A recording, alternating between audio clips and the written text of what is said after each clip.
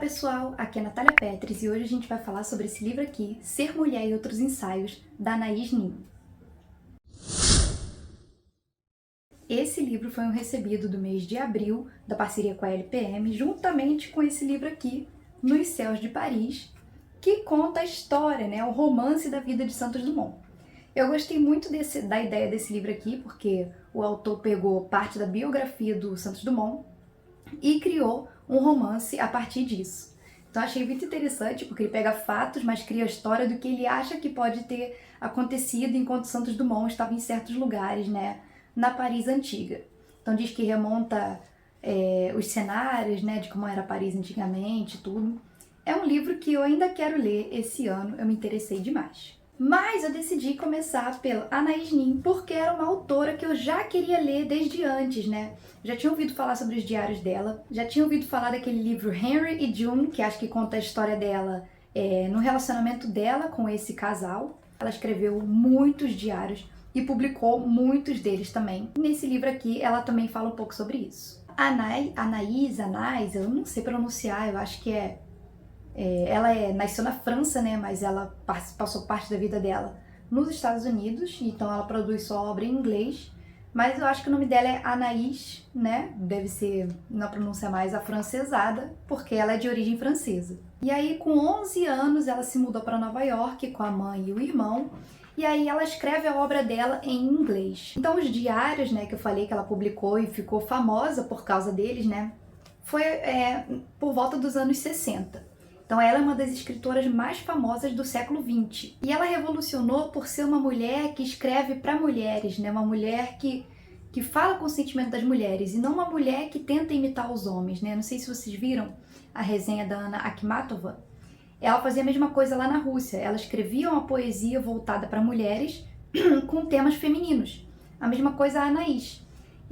Antigamente tinha muitos livros que eram escritos por homens tentando se direcionar às mulheres.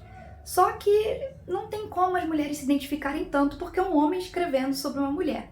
Então a Anaís, ela tenta não imitar os homens e falar diretamente com as mulheres, com sentimentos que as mulheres são capazes de se identificar. Foi por isso que ela fez tanto sucesso na época, porque não tinha nenhuma mulher fazendo isso como ela. As mulheres costumavam escrever imitando os homens. Então esse livro aqui é uma coletânea, são ensaios, Ser Mulher e Outros Ensaios.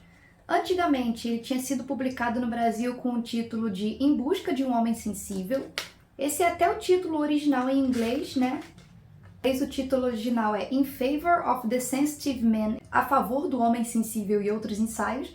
E esse daqui é Ser Mulher e Outros Ensaios. E ele reúne, selecionado pela própria autora, ensaios, entrevistas, pensamentos, reflexões. Então, no total, são 27 ensaios, divididos em 3 partes. A primeira parte é Homens e Mulheres, a segunda, Livros, Música e Filmes, e a terceira, Lugares Encantados.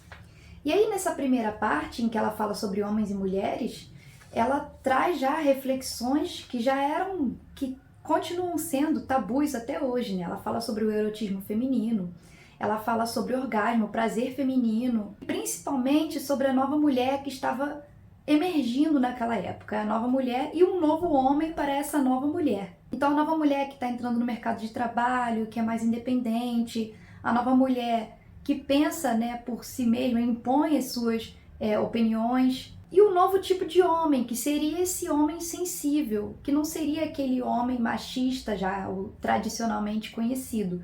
Um homem também um pouco mais sensível, que já se encaixaria com essa nova mulher que está surgindo. Nesses primeiros ensaios, essa primeira parte foi a que eu mais gostei. E aí tem entrevistas e algumas palestras que ela deu. E aí na segunda parte, livros, músicas e filmes, é interessante também porque ela faz resenha de alguns livros que ela acha interessante, e ela achou interessante também colocar nesse livro. Ela fala sobre algumas músicas, sobre alguns cantores e sobre alguns filmes que ela acha interessantes também.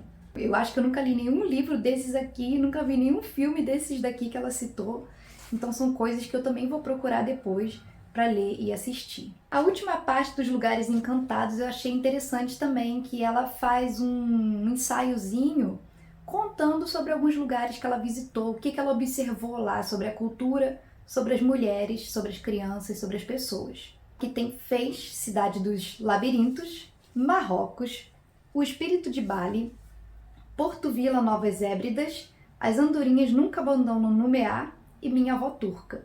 E o que eu mais gostei, o ensaio que eu mais gostei foi o Minha Avó Turca, que ela conta a história de uma vez que ela viajou e uma senhorinha, né, uma senhorinha turca estava perdida no aeroporto, que o voo foi cancelado e tudo.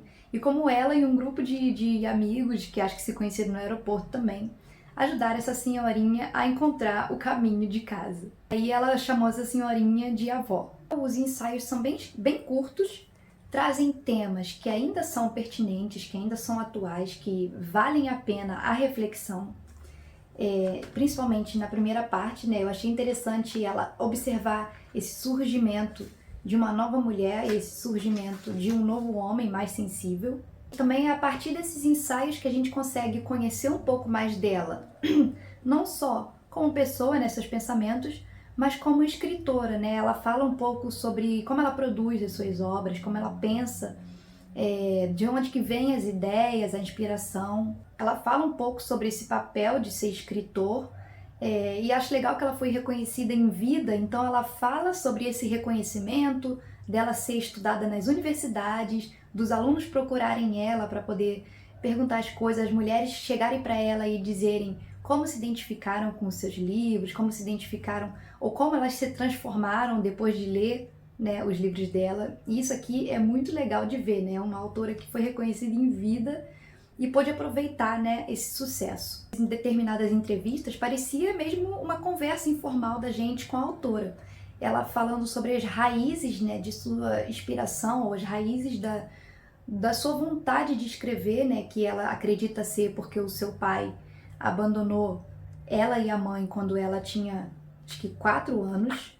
Meu pai nos deixou quando eu tinha 4 anos e eu fiquei destruída.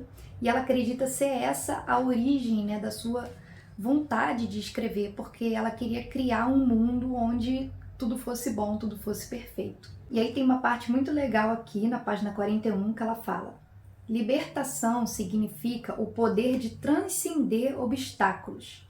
Os obstáculos são os padrões educacionais, religiosos, raciais e culturais, e eles precisam ser confrontados e não existe solução política que atenda a todos. Os verdadeiros tiranos são a culpa, os tabus, a herança educacional. Esses são os nossos inimigos. Nós podemos lidar com eles. O verdadeiro inimigo é aquilo que nos foi ensinado, nem sempre pelo homem, mas muitas vezes por nossas mães e avós. Eu achei muito corajoso dela falar esse tipo de coisa assim, abertamente, né? Depois ela ainda fala: é inspiradora a leitura de mulheres que desafiaram os códigos e tabus de sua época. E aí ela também faz uma análise profunda da mulher moderna que passou a ir trabalhar e se sente culpada cada vez mais por não estar 100% em casa, né? Cuidando da casa, dos filhos e do marido, digamos assim. E aí ela fala: quando ela diminuiu as horas de dedicação e direcionou sua energia para outros interesses, a mulher sentiu uma culpa redobrada. Foi conscientizada de que estava falhando com suas responsabilidades pessoais e suas outras realizações eram duramente desvalorizadas pela cultura.